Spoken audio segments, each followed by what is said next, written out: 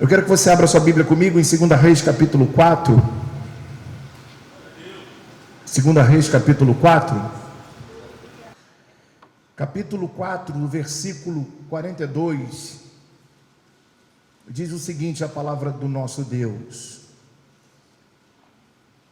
Veio um homem de Baal Salisa, trazendo ao homem de Deus 20 pães de cevada, feito dos primeiros grãos da colheita, também algumas espigas verdes. Então Eliseu ordenou ao seu servo: sirva a todos. O auxiliar de Eliseu perguntou: como poderei servir isso a 100 homens? Eliseu, porém, respondeu: sirva a todos, pois assim diz o Senhor: eles comerão e ainda sobrará. Eles comerão e ainda sobrará. Então ele serviu a todos, e conforme a palavra do Senhor, eles comeram e ainda sobrou. Diga glória a Deus. Diga louvado seja o nome do Senhor Jesus, que vive e reina para todos sempre. Mas antes disso, eu quero ler o texto anterior, para que possa dar sentido àquilo que eu quero ministrar ao seu coração nessa noite. No versículo 38 diz assim: depois Eliseu voltou a Gilgal. Nesse tempo a fome assolava a região, então a região estava assolada pela fome. Quando os discípulos dos profetas estavam reunidos com ele, ordenou ao seu servo: põe um caldeirão no fogo e faça um ensopado para esses homens. Um deles foi ao campo apanhar legumes, encontrou uma trepadeira, apanhou alguns dos seus frutos e encheu deles o seu manto. Quando voltou, cortou-o em pedaços e colocou no caldeirão do ensopado. Embora ninguém soubesse o que era, o ensopado foi servido aos homens, mas logo que o provaram, gritaram: homem de Deus, a morte na panela! E não puderam mais tomá-lo. Eliseu pediu um pouco de farinha, colocou no caldeirão e disse: sirvam a todos. E já não havia mais perigo no caldeirão. Diga glória a Deus. Diga aleluia. Esse texto anterior, ele nos serve para, ele nos mostra a realidade do que estava passando o reino do norte. Estava passando por uma grande assolação, por um grande período de escassez, de fome. Essa era a realidade. E por que havia fome? Porque havia escassez na terra. Então, quando a terra não produz o seu fruto, não se pode colher aquilo que a terra produz, e automaticamente não se pode comer, que nós comemos o fruto da terra. E naquele momento havia fome, e a fome estava assolando. Eliseu, aqui fica muito claro o texto, os textos em si, desde o capítulo 4, quando ele começa a fazer alguns milagres, faz o milagre daquele azeite da viúva multiplicar, porque também estava assolado pela fome, e aquela mulher perde o seu marido, e aí os seus filhos são levados pelas pessoas que estavam devendo, que ela estava devendo, iam ser levados como escravo. Multiplicou o azeite, vendeu e ficou, pagou as dívidas e viveu do resto. Logo depois ela encontra com o sunamita, que faz um quarto para ele, e ele decide então fazer alguma coisa para ela, e profetiza que durante um ano ela teria um filho. Ela tem um filho, mas o filho morre, e depois o profeta deita sobre a criança, e aí com o calor do seu corpo traz a vida de volta àquela criança e restitui aquela criança à mãe. Tudo isso no período que a terra estava assolada. E eu quero levar você a entender que os textos estão interligados por uma característica: a terra estava assolada. O milagre acontecendo durante o mesmo tempo, contemporâneo a uma realidade do que estava vivendo Israel. A terra assolada e havia fome. Eu queria que você já nessa noite colocasse a mão no ombro do seu irmão e profetizasse sobre a vida dele, e diga para ele: ainda que a terra esteja assolada, não vai faltar milagres. quando a terra está assolada. Amém? Amém. Aleluia. Não vai faltar milagres. Enquanto havia fome, o profeta fazia milagres. Enquanto havia assolação, enquanto a terra não produzia o seu fruto, ele produzia o milagre pelo poder da palavra profética. Então eu quero que você entenda que nós temos uma correlação com a terra, todos nós. E a Bíblia, quando fala de semente, quando fala de vida espiritual, quando fala de vida financeira, quando fala de vida emocional, se refere sempre à terra. Nós temos uma correlação com a terra. O homem veio do pó da terra. A terra representa muita coisa e o significado espiritual dela é muito poderoso. Porque a semente, quando é lançada, você pode lançar sementes, mas se a terra não for forte, a semente ela não vai produzir o seu fruto.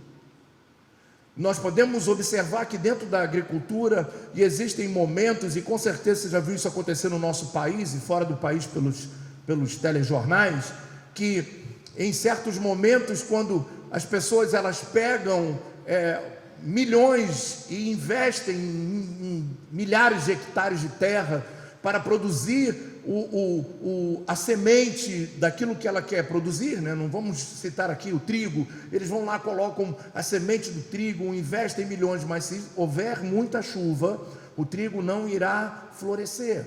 Mas também, se não houver chuva, acontecerá a mesma coisa. Depende do tempo, depende do momento. É um risco se colocar na terra. Todo agricultor trabalha sempre com o risco de dar certo ou dar errado. O investimento que ele faz depende de como a terra vai se comportar. E ali é necessário a quantidade de água, a quantidade. Israel, quero levar você a entender que Israel, ela vende tecnologia agrícola. Num país que tem 65% da terra que é deserto, só tem uma fonte de rio que nasce no Hermon, que forma o rio Jordão e que vai formar o Mar da Galileia. É a única água doce que há no país. Hoje moram cerca de 8 milhões de judeus e de judeus e também de árabes que moram em Israel. Aproximadamente 8 milhões de pessoas que vivem da água que é produzida apenas por um rio. E quando você olha aquela realidade, você fica, meu Deus, como é que pode esse lugar ser tão próspero? E quando nós vamos caminhando, principalmente quando vamos atravessar do Egito, que vamos fazer essa viagem em janeiro, e já estamos nos aproximando, e vamos fazer uma campanha, porque eu vou subir o Sinai, e nós vamos levar os pedidos, e vai ser um mover profético tremendo. E uma coisa que é muito interessante, que quando nós vamos atravessar do Egito para Israel, numa cidade que faz divisa chamada Eliate, e de lá, quando atravessamos Eliate, que ainda faz a divisa com o Golfo de Suez e pegando um pedaço do Mar Vermelho, mas depois começa um período de deserto. Vamos entrar pelo sul de Israel, que é a parte mais desértica, e vamos atravessar o deserto de Sim, vamos atravessar o deserto de Negev, e num certo momento que o ônibus está passando naquela região totalmente desértica, você vai ver umas tamareiras lindas, bonitas, e você fica, mas como é que pode isso estar aqui? E de repente você vai ver umas plantações de laranja, e aquelas laranjas brilhando, e você vai ficar, mas como é que pode isso aqui? Eles têm uma tecnologia, acharam a quantidade exata de quantos gotículas de água é necessária para aquele tipo de plantação. Então eles não desperdiçam. Nós vivemos num país de abundância, a gente joga fora muita coisa. Se você molhar muito tempo uma planta, e eu sempre tive essa ideia de que a planta precisa de muita água. E quantas plantas eu já matei que morreram afogadas, porque tem aquele negócio, o balde não, qual é o nome daquilo? O vaso. O vaso, eu enchi até a água transbordar. A água transbordava, de repente abaixava, botava mais água, até ficar aquela água boiando, e a planta, né? Existe uma quantidade de água, senão a planta morre.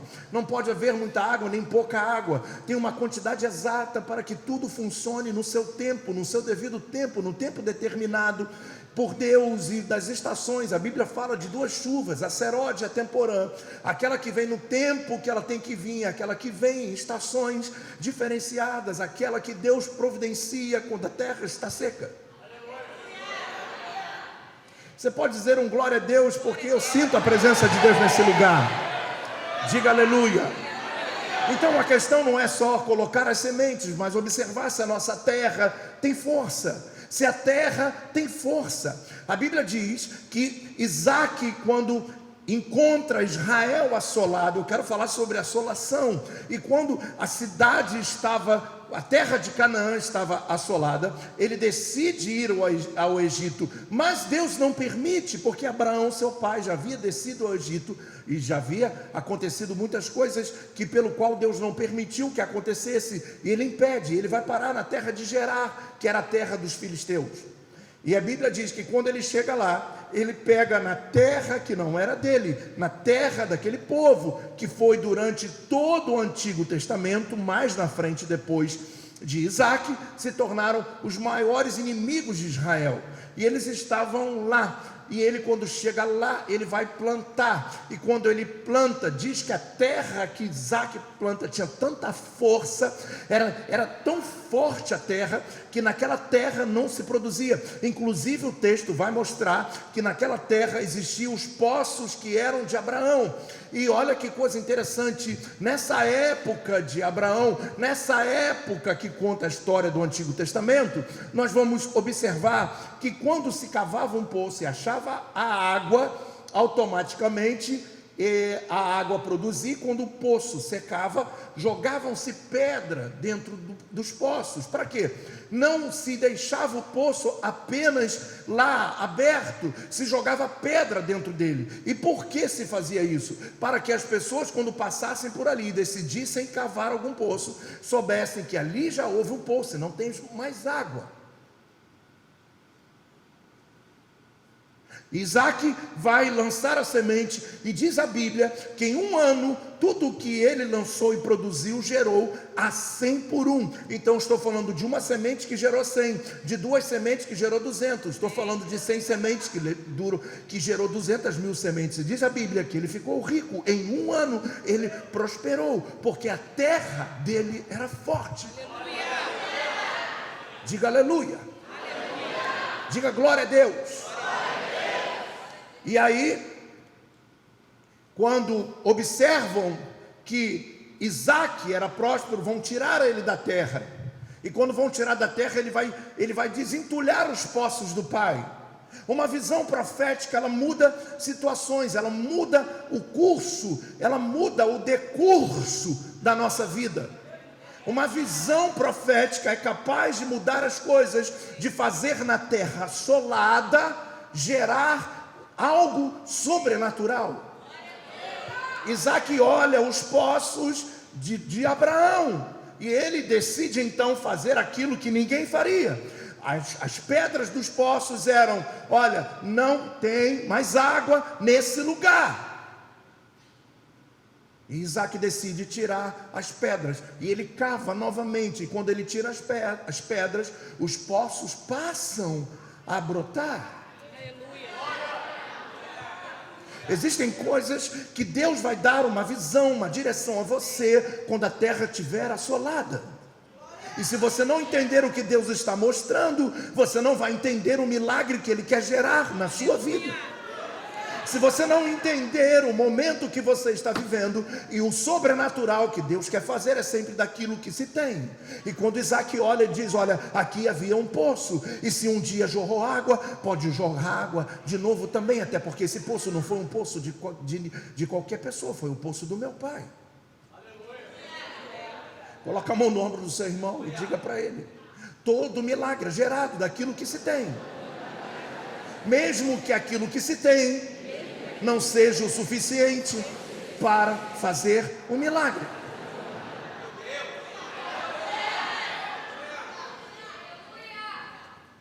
Coloca a mão no ombro do seu irmão e diga para ele: Senhor, abra os olhos, abra a visão, abra a mente do meu irmão que está do meu lado, para que ele possa ver em cada dificuldade a oportunidade de um milagre.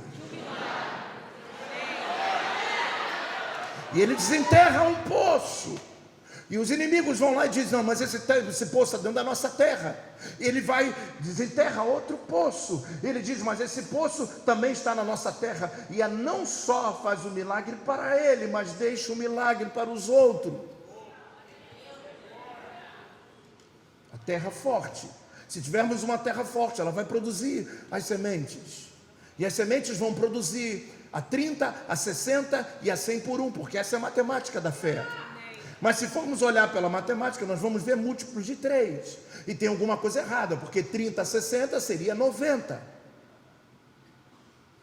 E por que a Bíblia diz 30, 60 e a 100 por 1? Porque 100 por 1 é só aquele que dá os 10%. Aí ele vai ficar com 90. A matemática não está errada. O muito é para aquele que é fiel. Aquele que semeia 30 vai colher 30, e aquele que 60, mas o 100 é somente para aqueles que vão pegar o 10 que não pertence a ele, vai devolver para Deus. E vai ficar correto, 30, 60 e 90. Se eu fosse você, eu dava um amém bem alto nessa noite. Diga glória a Deus.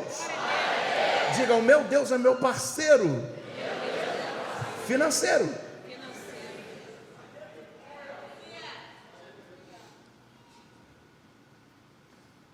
E eu quero levar esse texto, e aí ele está na sua escola de profeta. Não era profeta como nos dias de hoje, era escola, tinha que se aprender para se tornar um profeta. Tinha que ter conexão espiritual, entender o momento que Deus estava, não em momentos, em cultos específicos. Profetas não eram movidos por emoções, eles eram movidos pelo mover profético, independente se tinha fundo musical, se não tinha fundo musical, se tinha muita ou pouca gente.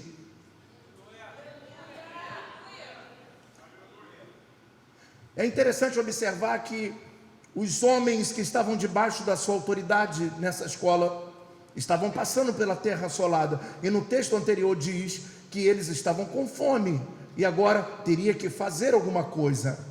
E Eliseu manda eles pegarem legumes, mas como pegar legumes numa terra que está assolada? Eles não trazem legumes. E um daqueles homens olha e vê o que tem aqui, achou uma trepadeira, achou uma planta lá e falou bem assim: isso aqui deve dar para fazer um cozido para a gente, e leva. Mas só que era uma planta que é venenosa. Obrigado, pastor. Venenosa. E ele não sabia. E ele traz, eles cortam, e eles colocam na panela, e começam a fazer numa terra assolada, uma refeição. É muita coisa. No período de terra assolada, a provisão é muita coisa. Eles estavam prontos para comer aquele cozido, bispa, calhauzinho, doido para comer aquela feijoada do teu pai sexta-feira. Mas não tinha feijoada, não tinha carne para botar na feijoada. O que seria era um ensopado. E aí quando vão comer, alguém come e fala assim: opa, tem morte na panela. Quer dizer, vai todo mundo morrer. Aí o profeta faz aquilo que qualquer pessoa iria fazer. Não, ele era profeta. A mente dele estava muito além do que aquilo que aquelas pessoas imaginavam. E olha que interessante, as pessoas que estavam com um prato na mão para comer, e quando pegam a colher e colocam na boca, um grita: tem morte na panela. A única coisa que os auxiliares de Eliseu sabiam fazer era identificar o problema. Identificar o problema não resolve nada. E o profeta diz assim: ué, o que houve? Ele não diz: então vamos jogar fora, você pegou, ou chama o rapaz e fala assim: quem mandou tu pegar essa, tu ia matar todo mundo, não sei o quê. Aí ele vai pegar um pouquinho de farinha. O que te vem a farinha? Com a trepadeira, com a fome, com a terra assolada? Nada, mas era o que ele tinha nas mãos. Ele poderia estender as mãos, orar e falar: em nome de Jeová, toda morte sai agora, podem comer. Sim ou não? Sim ou não? Sim. Porque antes dele, de anteceder o ministério de Eliseu, existia Elias. E eu quero lembrar você que Elias certa vez falou: não vai chover em Israel durante 3 anos e meio. E durante 3 anos e meio, nem orvalho caiu sobre a terra. Ele poderia usar a palavra, mas o milagre é daquilo que se tem.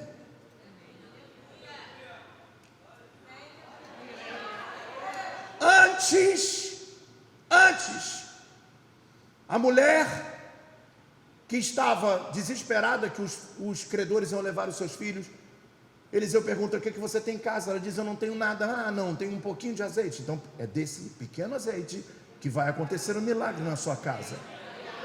Diga: é sempre do que se tem que o milagre vai acontecer. Agora, uma pergunta que não pode faltar: pergunta a pessoa que está do seu lado: você tem alguma coisa? É dessa coisa que Deus vai fazer acontecer. Aleluia.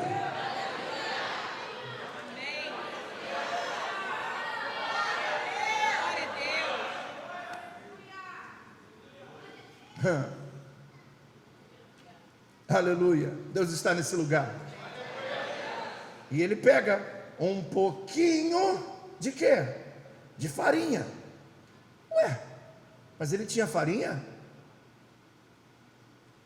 De onde veio essa farinha? Ele tinha um pouquinho de farinha. Pega a farinha, podem comer. Ele corta a morte. Agora come. Quem vai ser o primeiro? Você que foi lá pegar. Todos comeram, mas o efeito daquela comida acabou. E começa esse momento contando uma outra história. Meu Deus, é muito profundo isso. A Bíblia é cheio dos detalhes. Os detalhes são surpreendentes. Porque quando nós vamos olhar o texto, nós vamos ver: veio um homem de Baal Salisa. Por que dizer o nome? Por que dizer o local? Está falando que veio um homem de uma região de Baal Salisa, trazendo ao homem de Deus 20 pães de cevada. Então, o milagre e a provisão é para o homem de Deus. Segundo o propósito desse homem, ele leva 20 pães para Eliseu. Só que Eliseu tinha uma escola de 100 pessoas. É interessante observar, porque quando se fala em Baal, e eu quero levar no nosso português para você entender, era o nome principal, um deus masculino fenício, que era da região norte de Israel, regiões da Síria. E esse nome era chamado Baal, significa Senhor. E aí Baal mais alguma coisa, Senhor de alguma coisa. E cada nome representava o significado do Senhor.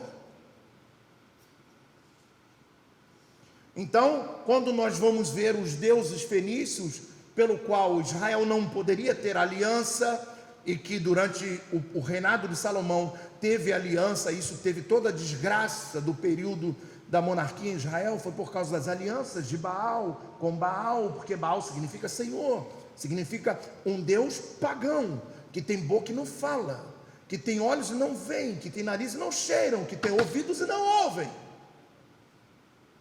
Olha da onde veio a provisão. E olha que coisa interessante.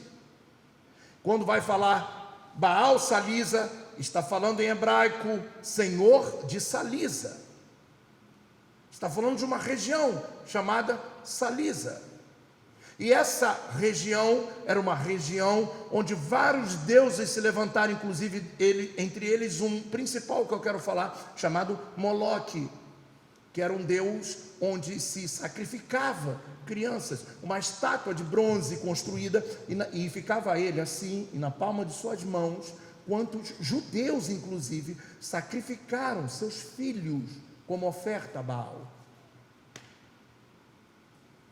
Está falando de uma região pelo qual, lá em 1 Samuel no capítulo 9, quando Saul vai procurar as jumentas do seu pai, ele passa por essa região. Era uma região próspera, diante de uma terra assolada. Tanto que o texto vai dizer que veio até um homem de Deus, um homem da região de Baal, de idolatria, que não tinha aliança com Deus. E ele vem trazer ao homem de Deus 20 pães de cevada. E a Bíblia diz o seguinte, que era dos primeiros grãos da colheita. E esse homem, que não era judeu, tinha os princípios do judaísmo: separar as primícias. Está falando de um homem que não tinha aliança com Deus para trazer as primícias para o homem de Deus. Então ele tinha princípios espirituais, mesmo morando numa região de idolatria, mas que havia prosperidade por causa da geografia. Diga aleluia. Diga aleluia. Eu quero profetizar, se você está ligado comigo essa noite, eu quero levar você a entender o seguinte, que se você estiver ligado, você vai entender. Coloca a mão no ombro do seu irmão e profetiza sobre ele, e diga para ele: meu irmão, nessa noite, Deus está dizendo que diante da terra assolada, que diante da adversidade, que diante dos dias em que a terra não produz fruto, nos dias de escassez, nos dias que estamos para baixo, nos dias que não sabemos de onde virá a provisão, Deus vai trazer para você, da mão daqueles que não têm aliança com Deus, para te trazer a provisão. Dos lugares menos esperados, Deus vai levantar pessoas da onde você menos espera, para trazer a provisão nas suas mãos. Aleluia! Diga glória a Deus. Diga aleluia. Então coloca a mão no ombro do seu irmão e diga: se prepara, porque nos dias de terra assolada tem milagre preparado para você.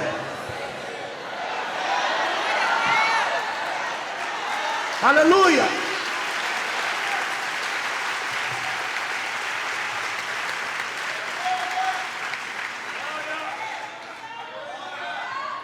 Oh, glória a Deus, Ele está aqui.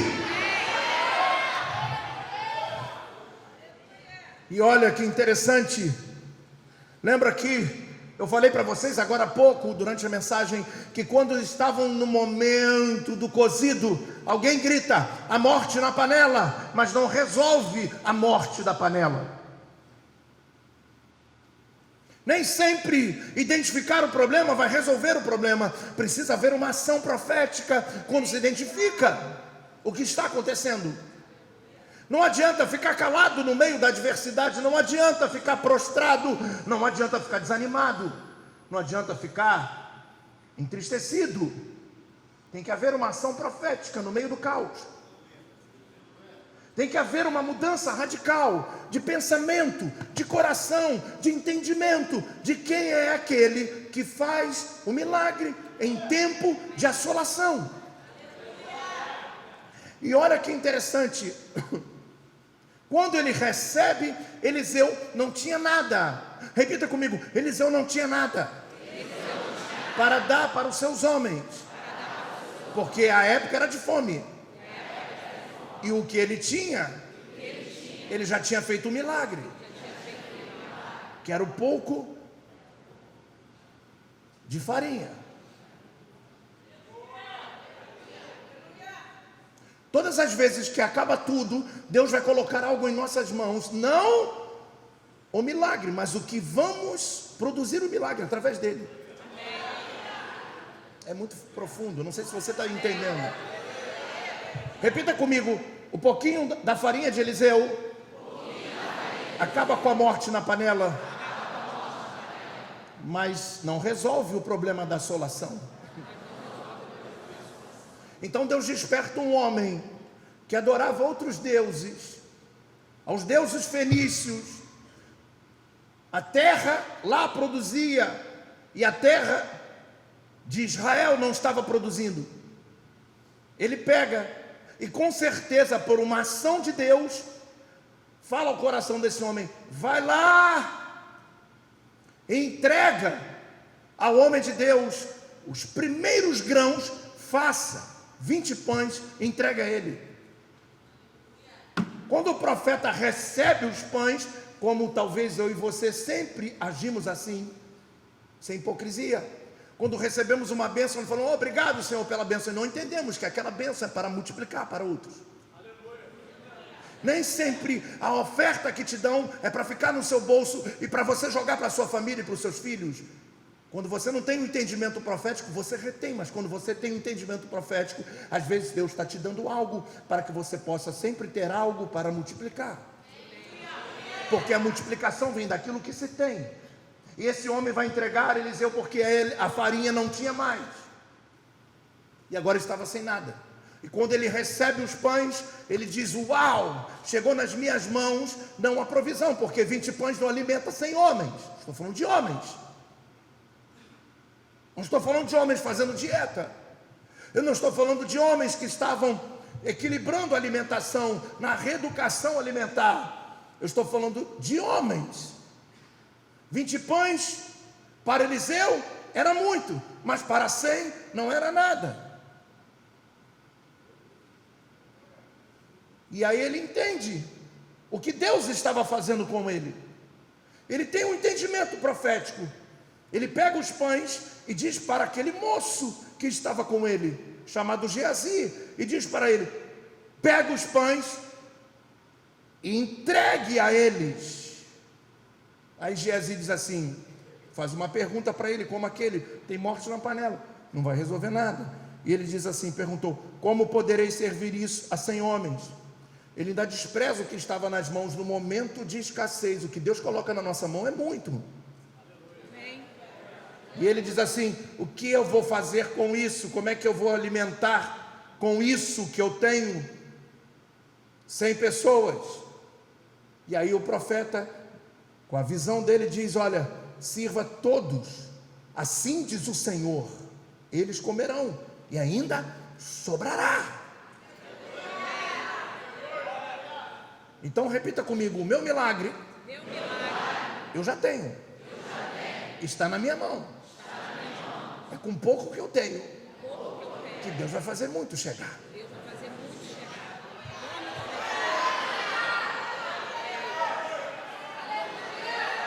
Sempre quando Deus nos abençoa, e muitas das vezes a gente pega e tem um entendimento errado, porque às vezes quando Deus nos abençoa, a gente olha e fala: mas Deus, isso aqui não dá para nada. E não está entendendo, porque nós estamos tendo uma mentalidade de Geazi. Com uma mente pequena de Geazi, nós vamos olhar e vamos falar: uau, isso aqui não paga minha conta. Se você tem uma dívida de R$1.000, se alguém te dá R$50, você vai dizer: isso aqui não dá para nada. Mas você não está entendendo que é desses 50 que irá multiplicar. Então esses 50 não podem ficar na sua mão, porque não resolve a tua vida. Você tem que pegar e se botar na mão do moço. Ué, acabou o amém? É o que o texto diz. Pedimos a Deus para nos abençoar, e quando Deus nos abençoa, a gente não entende, acha que não é bênção o pouco que chega na nossa mão, porque não temos uma visão profética do que o que tem nas nossas mãos é o que irá multiplicar. Essa obra, essa igreja foi construída, o templo lá atrás foi construído, o departamento, tudo o que foi construído foi com pouco que chegou nas mãos.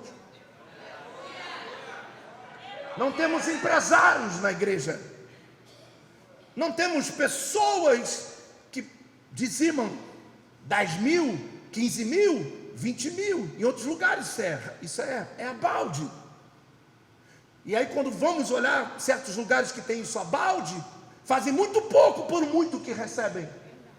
Mas as maiores obras são feitas pelo pouco que se recebem, porque é do pouco que vai gerar muito.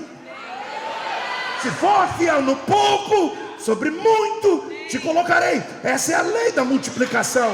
Então coloca a mão no ombro do seu irmão e diga: o milagre já está nas suas mãos. O pouco que está nas suas mãos só vai virar muito quando você semear.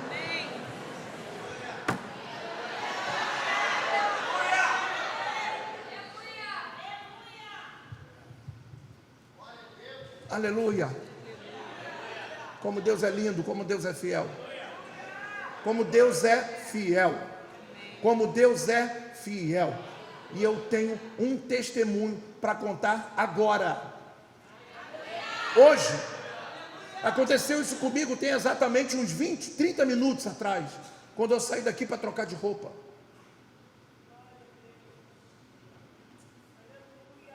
Eu fui trocar de roupa, estava trocando de roupa, e no momento que eu estava trocando de roupa, essa semana uma pessoa semeou uma oferta na minha vida, e eu peguei essa oferta e semeei no altar. Eu não podia fazer isso, e eu semeei no altar. Eu entreguei no altar, que eu falei, é do pouco que se multiplica. Amém. Mas não era pouco, foi uma oferta abençoada, que resolveria muitas coisas nessa semana, para mim, pessoalmente. E eu coloquei, está aqui, Deus está aqui. É a visão profética da prosperidade que eu quero viver. E aí eu estava lá dentro, e domingo passado, vocês devem lembrar que esse terno já está vindo para a igreja sozinho. Eu tive que parar ele na Avenida do Brasil, eu tive que botar ele no guarda-roupa, e agora tem chave, porque ele quer sair e vir para a igreja sozinho, de tanto que ele vem nos cultos. As fotos, o pessoal só fala, isso aí é do domingo passado, que é tudo igual. E aí, semana passada, agora que eu fui caindo a ficha, lembrei que num certo momento tinha vendido alguns livros, e aí a missionária Jaqueline sempre vinha atrás de mim, eu, tá bom, Jaqueline, tá bom, vem, resolvendo as coisas, não é que ela é chata não, tá? Só um pouquinho, mas ela vem, pá, pá. E aí eu fui trocar de roupa. Quando eu estava trocando de roupa, eu vi um envelope no meu bolso, um envelopezinho. Eu falei, que envelope é esse aqui? Pequenininho. Aí eu peguei o envelope. Quando eu abri, eu falei, gente, eu semeei no altar.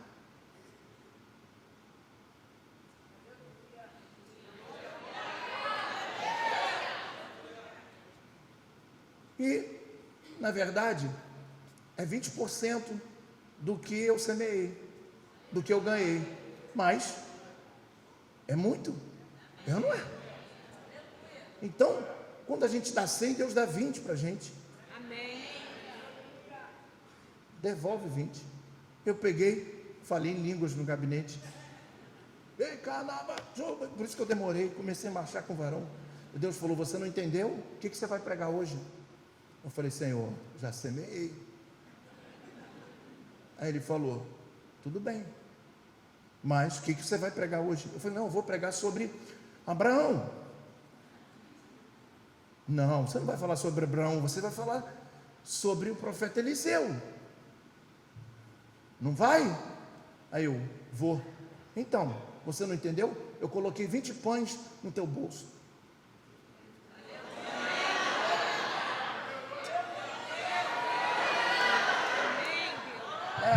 Essa é uma coisa que é difícil pregar, porque tem muita gente que fecha os ouvidos para entender o que é Deus, como funciona a lei da semeadura. Se eu fosse você, eu dava muita glória a Deus aqui nessa noite, muita glória a Deus aqui nessa noite. E Deus colocou no meu bolso 20 pães de cevada, e eu falei, uau, obrigado Senhor pelos 20 pães, muito obrigado. Ele, tudo bem, e eu não falou mais nada. Não vou ficar mentindo aqui, criando historinha, igual todo mundo faz. Mas eu estava vindo para cá e lembrei do texto que eu ia pregar. E aí eu lembrei, bom, mas o 20 pães de cevada não ficou com o profeta. Eu falei, mas Senhor, isso aqui o Senhor está me devolvendo de lá? Como é que está o mistério aí que eu não estou entendendo? Não estou captando. É uma devolução, é um mistério que ficou uma semana na minha calça. E eu precisando, Deus, por que o Senhor não me deu uma revelação, um sonho? Abra sua calça. Nem a bispa viu que geralmente ela costuma catar algumas coisas. Isso não é nada demais, isso é coisa de marido e mulher. E filho quando faz isso também, ainda bem que a minha já, né? porque elas têm esse hábito. O meu neto, levei ele no posto para comprar um picolé, porque eu já conto isso aqui, agora é só posto e picolé, posto e picolé. Entrei num posto para comprar um picolé, e ele, com a minha filha, aí ele virou e falou assim: mãe, bem que seria legal se eu comprasse um chiclete. Aí eu, e me olhando, eu falei: cara, tu já 7 desse tamanho, que ele mandou a semente, né? Mãe, seria tão bom se tivesse um chiclete agora. Aí eu, e a outra: ai, eu quero chiclete. Eu falei: Aí eu falei: não, chiclete eu não dou não, porque eu tenho medo. Eles dão para as crianças chiclete. Eu falei: então escolhe uma bala. Aí ele foi na hora, quer dizer, jogou a semente e o vovô caiu direitinho. Dizem que vovô estraga, estraga mesmo, estraga, vovô estraga tudo. Vovô dá tudo que não deu para os filhos. Vovô, um negocinho enjoado. E os pais às vezes ficam porque vovô é chato. Não pode comer, tá bom, deixa que ele não vai comer, não vou dar nada. Abre a geladeira e come. Só não conta para sua mãe.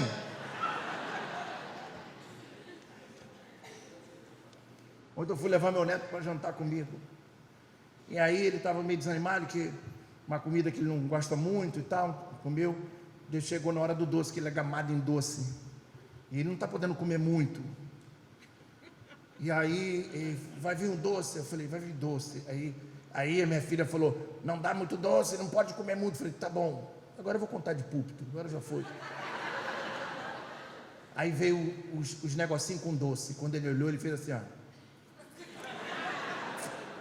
Aí botei 3 no negocinho, ele comeu 3 e ficou olhando. Eu, toma mais um.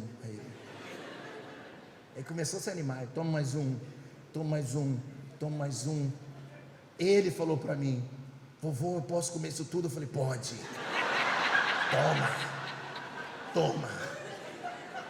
Toma, que Deus é contigo. Ainda enrolou e levou para o pai.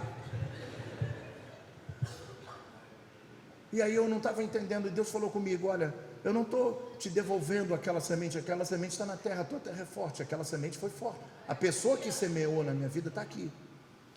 E o que ela não tem noção do que, ela tem noção, porque se Deus mandou, ela tem pura noção do que está fazendo.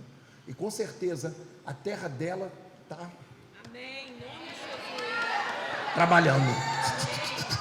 A gente não está vendo, mas embaixo da terra está trabalhando. Aí Deus falou: isso aí não tem nada a ver com aquilo. Aquilo lá foi, deixa que eu estou preparando algo especial para você. Mas você tem 20 pães. Falei: tá bom. Não tira do bolso. Você achou, não é seu. Eu, tá bom. Beleza.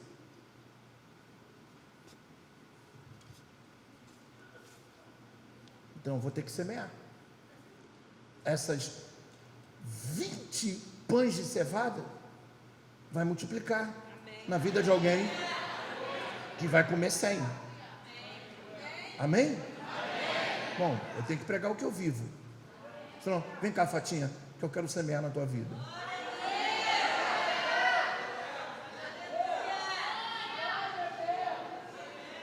Tiraram até de fabricação isso aqui.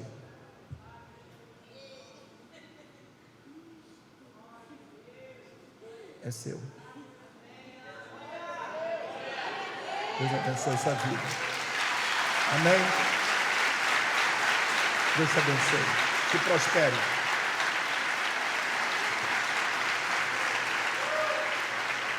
Deixa ela glorificar a Deus ali. Viu? Então eu semeei 120%. Fatinha, depois da mensagem você fala. Quer dar para Deus?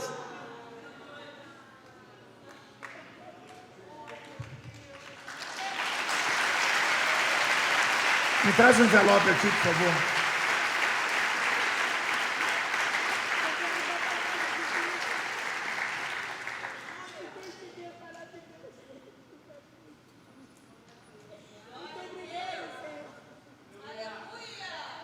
Coloca no envelope para ela, Cristiano, por favor.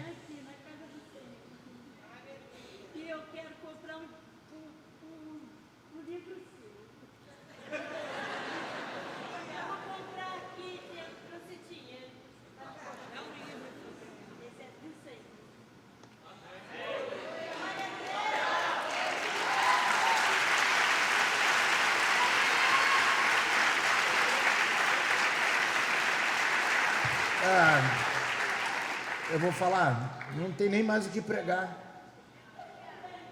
Sabe por quê? Os meus 20 pães foi para ela. Ela pegou os 20 pães e devolveu para Deus. É assim que o milagre é gerado. É assim que o milagre é gerado.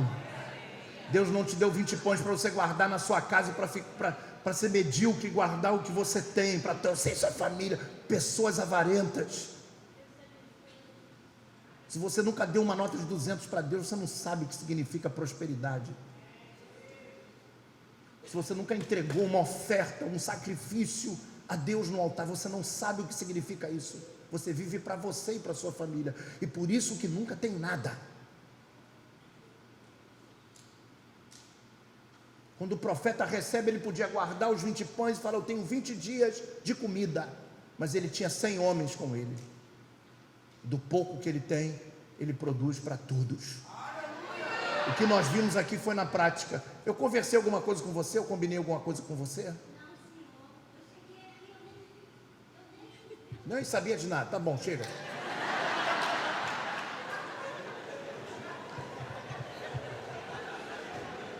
Eu não peguei R$200 para fazer uma cena aqui, não. Esse dinheiro estava no meu bolso, dentro de um negocinho que ficou lá no gabinete, que alguém me entregou isso aqui, que eu não sei quem foi, nem lembro, mas eu acho que foi livro que eu vendi. E Deus falou comigo: você vai falar sobre isso, ensina um povo. E aí Deus falou: dá para a Fatinha, porque Deus sabia que você ia devolver para ele. E aí Deus fez com que você me ajudasse a pregar hoje, ia fazer todos entenderem como funciona a matemática do céu. Porque talvez se eu desse para alguém, ele ia pegar e ia guardar, como eu recebi na semana passada, e se eu fosse guardar e usar. Mas é assim que funciona a matemática de Deus. Diga para o irmão que está do seu lado: é do pouco que você tem. Agora eu não posso dar mais para ninguém, porque ela deu para Deus. É do pouco que se tem que vai gerar muito. E a minha terra tem força. Por isso eu semeio, porque eu confio na terra. Na minha terra. Se a gente não confia na terra, a gente não pode semear, porque pode vir a chuva e derrubar, vem o sol. Mas a minha terra tem força. Eu quero dizer para você nessa noite: 100 homens foram alimentados por 20 pães. Tem lógica isso? Não. Matemática da multiplicação. Eu queria que você desse um abraço nesse irmão que está do seu lado e dissesse para ele: multiplica o que Deus te deu, alimentando 100.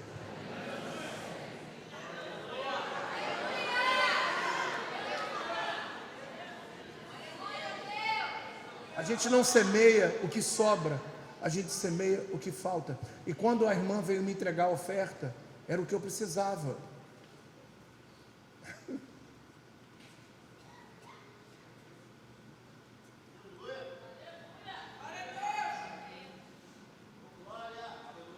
Eu quero dizer uma coisa para você: quando nós entendermos como funciona essa matemática, nós vamos ser as pessoas mais próximas, mais prósperas.